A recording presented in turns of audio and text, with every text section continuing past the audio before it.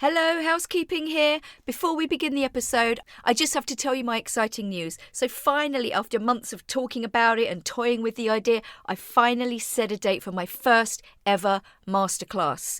Are you tired of spending hours preparing lessons? Would you like to cut down on your prep time and stress levels? Would you like to learn how to exploit just one piece of material in tons of different ways? Look no further. Introducing Less Prep, Less stress. How to exploit your materials in multiple ways. In this masterclass for English teachers, I'm going to give you so much value in 1 hour, you'll barely believe it. You will learn how to use just one piece of material to draw students' attention to and practice institutionalized grammar phrases. Get away from rules-based grammar. Recycle previously learnt phrases.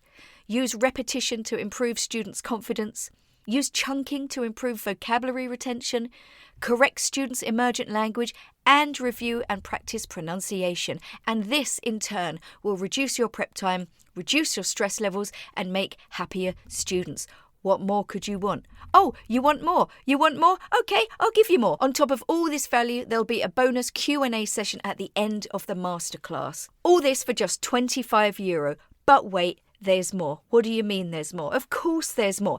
If you book before the 31st of August, you will get a 20% discount. Just find the link in the show notes of this episode or in my bio on Instagram or any of my social media posts coming up in the next few weeks. You'll find the link there and just use promo code LessPrep20. I really hope you sign up. I'd love to see you there. And in the meantime, let's crack on with the episode.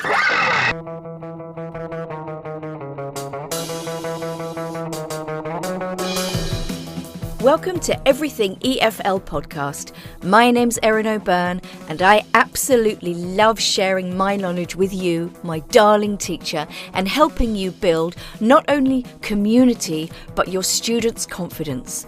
I truly believe that a positive frame of mind is essential for your students to learn. There's also a bunch of other teachy stuff thrown in for good measure too. Are you ready? Let's go! Hello, you gorgeous teacher. Welcome to Everything EFL podcast. I'm Erin.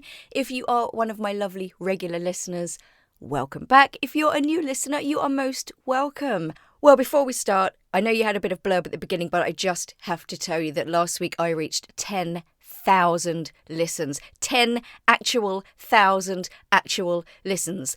10,000. I'm sorry, I know I keep repeating it, but I literally cannot believe it. I am so excited. I just want to say thank you to everybody who has listened, who has shared, who's commented on any of my posts. I am in such a happy place at the moment and I hope to just continue moving forward and gaining even more momentum. And if you listen fairly regularly and feel like you would like to help me out here, you can do a few things. Really simple, doesn't take any time. Just think of it as a little, paying it forward for all of the value and the content that you get every couple of weeks from me. So you can share any of my posts on social media. You can talk me up and recommend me to your colleagues, or send me an email and I'll email you a poster that you can put up in your staff room to advertise for me. Thank you. If you don't want to do any of those things, that's fine. Just keep listening. All right, let's crack on, shall we? I just want to tell you a little story to begin.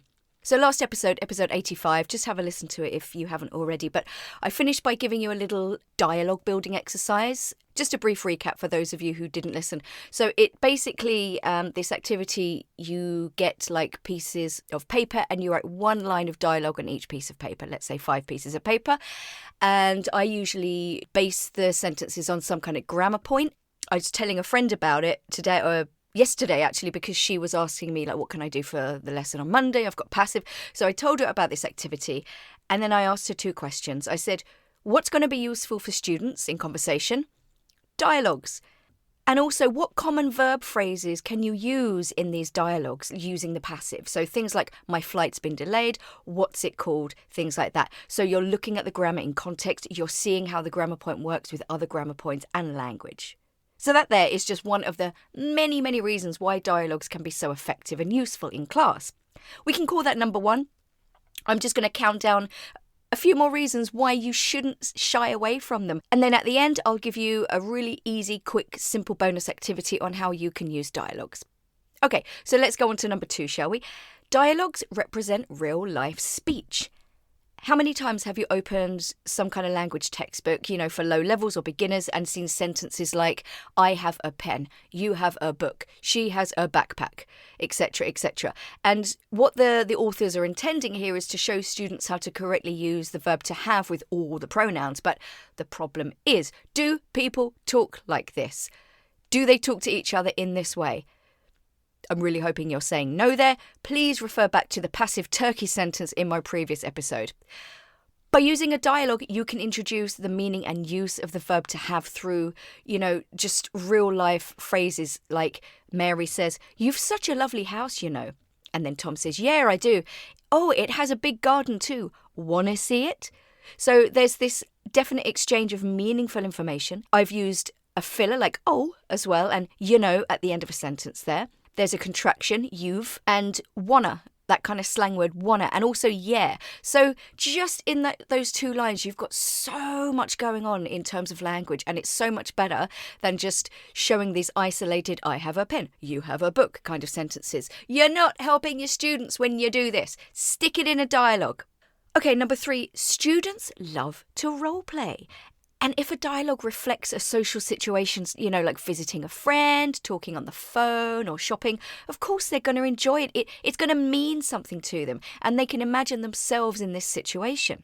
And then you can always add some, intonation, spice, add your own emotions, go down the drama road if your students are into that. Think of what you and your students could create together. And if you want any more ideas about drama in lessons, go way back to episode 43 and have a listen.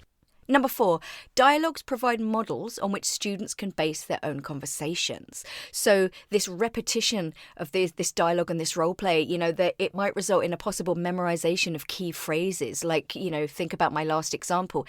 Yeah, I do, or wanna see it, or something like that. I'm a firm believer that, you can include these really, really short phrases in your dialogues. And I often point out that if you look at a dialogue, if you have a question, it's often followed with a very short response and then a longer sentence. So what did I say before? Like, you have a lovely house. Yeah, I do. And then the longer sentence follows, I have a big garden too. Do you want to see it?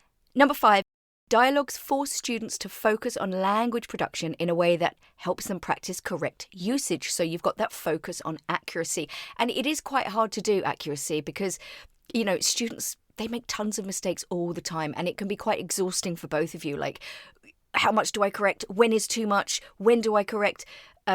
Students often have a fear of making mistakes, but dialogues can offer support and scaffolding and, a chance, again, to learn loads of key phrases off by heart, hopefully to be repeated in later, natural, real-life conversations.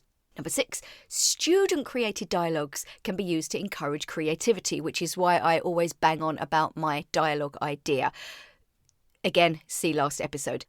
Dialogues don't always have to come from you or for the course book, see what your students can actually create. And then you can have another step after that, the making changes stage, the correction stage, but we don't use the word corrections here, we say making changes. And then you've got like a bunch of dialogues that your students have created and produced, and then you can use them in later lessons. It's material for you for later lessons where you can focus on role play or, pick out certain things that they wrote that you want to focus on. And, when students are presented with their own material, how much more engaged and excited are they going to be? And I think also that familiarity as well, like it's not always about creating new things all the time. There's nothing wrong with using the same materials again or doing one activity once or twice or even more times depending on how into it the students are. Number 7, dialogues can be used as a basis for listening to comprehension, okay? There's always a transcript session in my listening lessons, all right? It would just be such a shame not to use a transcript and exploit it somehow. Even if it's something small like give the students a choice, you can either listen to the whatever it is and answer the questions, or you can read and listen at the same time. And they can use it if they're checking their answers in groups, which they should be doing because it encourages communication between your students.